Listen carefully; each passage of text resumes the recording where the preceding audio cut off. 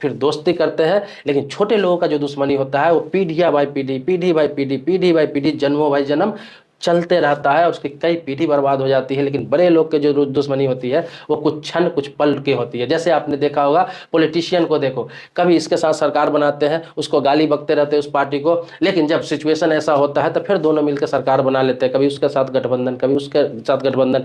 उस पार्टी में कोई एमपी जीत के इस पार्टी में चला आता है, इस पार्टी में कोई विधायक जीत के उस पार्टी में चला जाता है। क्यों?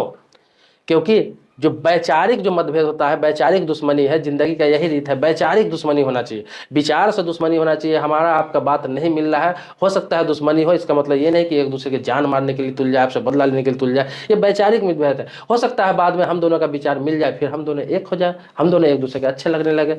हो सकता, इस बात को आप समझे होंगे, मैं जो बताना चाह रहा था आपने इस बात को समझा होगा, आप समझ गए होंगे।